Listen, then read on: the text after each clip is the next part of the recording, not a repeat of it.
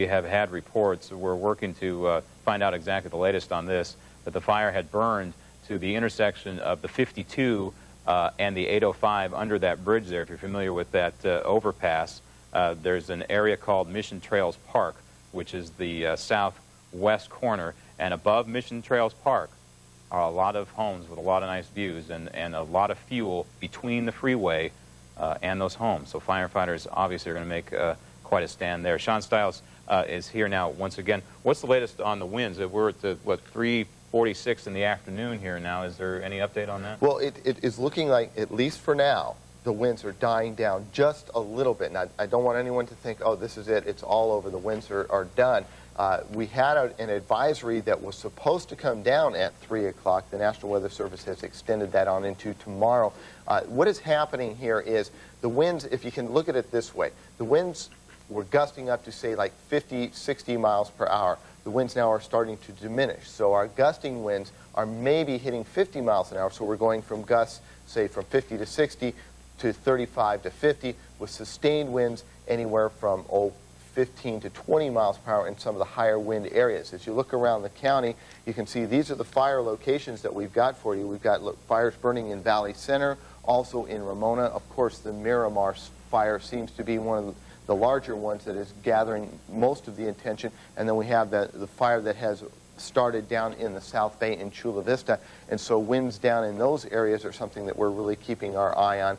And looking at this from a much further away perspective, from, say, 22,000 or 22 miles in space, the imagery from that is exceptional, and the fires are burning and the offshore flow is keeping everything blowing towards the south and east. Now, we do have some wind numbers here that I want to put up for you and show you how much the wind is blowing around the county. And if we can go to the weather system, you can see that it is still rather windy in the East County. Ramona, 20 miles an hour sustained, gusting to 26. Campo still well above the 50-mile-per-hour mark at 56. Sustained winds 31, although some of the winds are starting to come down. And you'll notice downtown, the winds now shifting more out of the northwest, although down in the Chula Vista area, it is at 14 miles an hour, gusting to 21. And up in Valley Center, the winds have come down just a little bit. That is good news. Humidities, they are also starting to creep up just a little bit as high pressure starts to diminish just a little bit. Some of the moisture at the surface can creep back into the inland areas along the Miramar area and Claremont, back into the upper 20s to low 30s. El Cajon still very dry, but fortunately we don't have anything burning out there. Campo extremely dry, and up in the mountain areas we're seeing 10 to 12% at Julian. So some very dry conditions out there. The winds diminishing a little bit, but not dramatically. We will still have some very strong winds over the next 24 hours, but they will be less than they were, say, between 6 and noon this morning and into the early afternoon. So that is one good note. Yep. The other side of that is they will still be rather sustained and strong at times, especially in the mountains and in the low valley areas where that wind can be funneled and forced through those areas. And more or less, we're talking about a Santa Ana wind that is blowing from the north to the south in a westerly direction. Yes, blowing from the east towards the west. And the reason for that is you take air from a loft at, say, 35, 40,000 feet, and you compress that down. As it's compressed, the air molecules tighten up and they dry out the atmosphere, and that's why we see our humidities go way down. And then the circulation around that high pressure, the way the air moves around it, is in a clockwise fashion. So with the high pressure built in over the Intermountain region, basically the Salt Lake area, with that air, it circulates on that high pressure, basically if you're a clock, and as it comes around, it sweeps that air into Southern California, and that's why we see those sustained winds with the much drier atmosphere, and that's why we see such a high fire hazard here when those winds do arrive in Southern California. And all you need is one little spark to get it going, and that's all it takes. And you combine that with the fact that these fires are burning in brush that hasn't burned in 20 to 30 years, a 10-year drought not sustained with 1 year of regular rainfall, and you have an extreme fire hazard. All right, stand by. We want to check the wind situation. Obviously, all of this, virtually all of it, is predicated on the wind, so Sean is going to be standing by. I want to let you know that West Hills, Santana high schools and the Ramona School District will be closed tomorrow. West Hills, Santana high schools, and the entire Ramona School District will be closed tomorrow. That's in conjunction with the Palomar Camp program at the San Diego City Schools that has officially been canceled as of tomorrow. So if you are going to the Palomar Camp program, you're advised as of now just to go to school. But once again, we haven't heard any word officially from the city schools just yet. Roger Fregoso is on the telephone. I know Roger. Roger, how are you? Okay in Escondido? Hi, Graham. I'm doing fine. What's going on? I'm sitting on East Valley Parkway at Bear Valley Parkway, and the ridge is completely on fire. There's dots of orange fire, white plumes of smoke, black plumes of smoke. The entire Dixon Lake area is covered with black smoke. The Avocado Grove and Hills right behind Orange Glen Elementary School are covered in smoke. And again, we just see dotted spots of orange fire coming over the ridge from Valley Center down into Escondido. It is now at the very eastern end of East Valley Parkway approaching Escondido. All right. You know Escondido better than probably most of the people, including myself here in San Diego County. Dixon Reservoir is north of the 78 and east of the 15, sparsely populated area. A lot of, I think, orange groves, avocados out there. Which way, Roger, is this thing burning right now in your best estimation? The fire is burning west toward Escondido. It came over what is called as the grade from Valley Center and Lake Wolford. It's burning west up over the ridge and burning down into Escondido. That's the Orange Glen Elementary School area, the Oak Hill Cemetery area, which, Graham, you might remember also burned back in 1991-92. So that similar area is getting burned again. All right. And as far as you can see, have you seen any structures going up yet? I'm not close enough to see structures, Graham. There's a lot of hilly, rocky area, a lot of vegetation and avocado groves.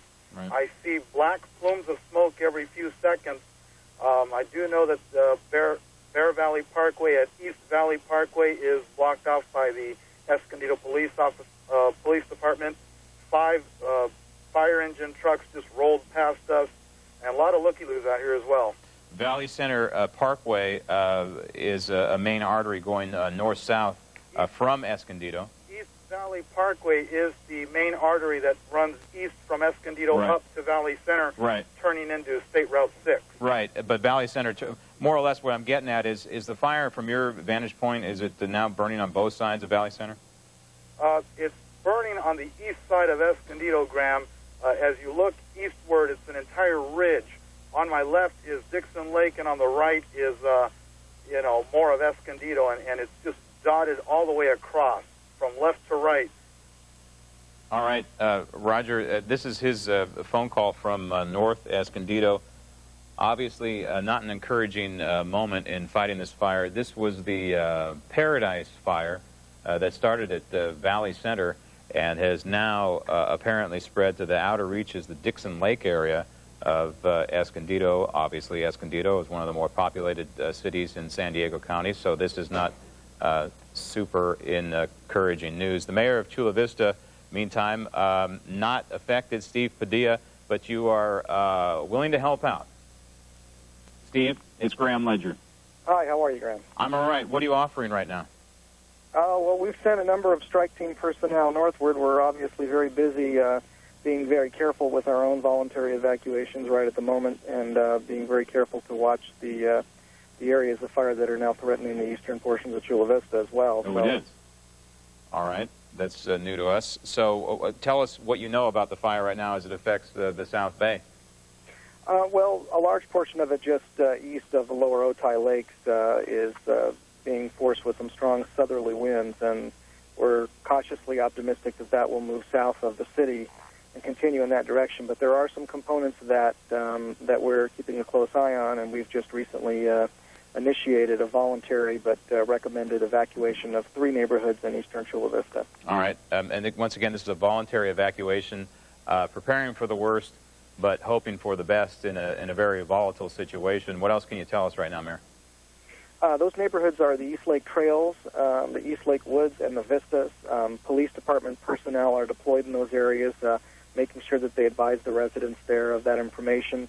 The primary relocation site for them, should they choose to voluntarily evacuate, is Bonita Vista High School, followed by Southwestern College if become necessary. And the high school is located at 751 Otay Lakes Road. That is correct. On the corner of H Street. Once again, this is a voluntary evacuation, Mayor. And yes, what neighborhoods are affected? Could you repeat that for us, please?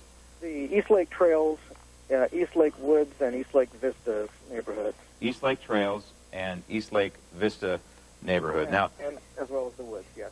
All right, but once again, voluntary evacuation, just in case right now you hadn't sustained any damage in the city of Chula Vista, correct?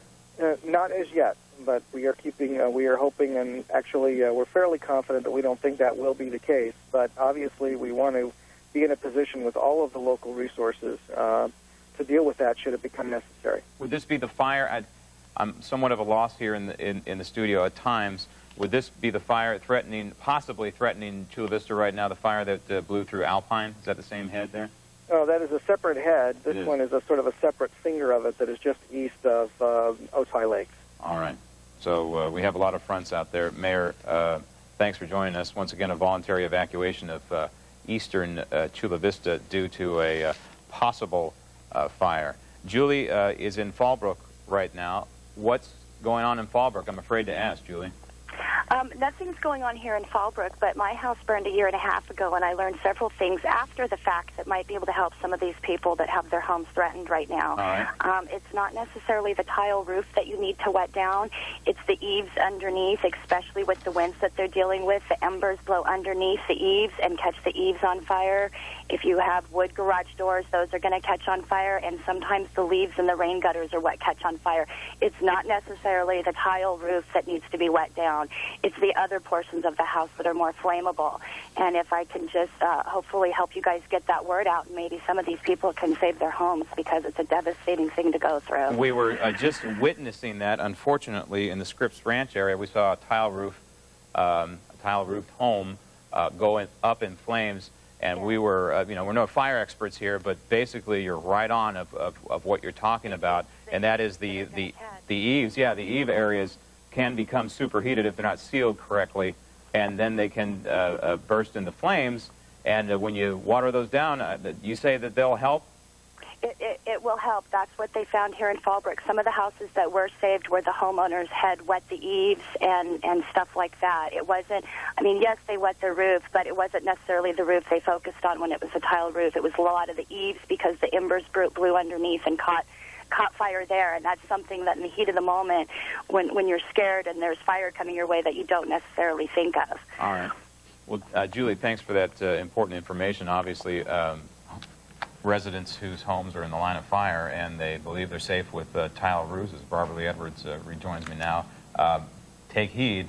You better be careful, because they can go up just as well, as unfortunately we witnessed several times in Scripps Ranch. I want to let you know real quick, Andy's Pet Salon in La Mesa. Andy's Pet Salon in La Mesa is taking in animals, but you better call first. I had trouble making a phone call just a few minutes ago on a cell phone, so be careful out there. It's 619-698-4933, 619-698-4933. They're on University Avenue, but they want you to call first if you want to evacuate a pet there. And if you have a pet carrier or any kind of cage or something for your pet, please transport them and drop them off in that. Matt Balo joins us now live from Scripps Ranch. Matt, the weather continues to play a big role today. This is around the time of day we thought those winds were going to die down a little bit. What's happening? As you heard Sean earlier mention, those winds are dying down just a little bit, and I think that they'll continue to do so as we head into this evening. Normally on a day like today, you'd end up getting a bit of a sea breeze that might be even more of a problem for fighting this fire, as it would shift winds to out of the west, and rather strongly at that, but that isn't the case right now. With this offshore flow, it's going to continue to direct winds out of mostly the east and northeast. So for most areas, like here in Scripps Ranch, for example, you will have less of that wind as we head into the evening hours, although we will get some strong winds continue in some of the mountain passes and some of the foothills as well. Right now, the latest computer model information is suggesting that these winds won't be as strong through tomorrow morning as they were this morning. They weren't supposed to be, but it looks like they will be a little bit weaker out there, and that's really the first step in the maturation of this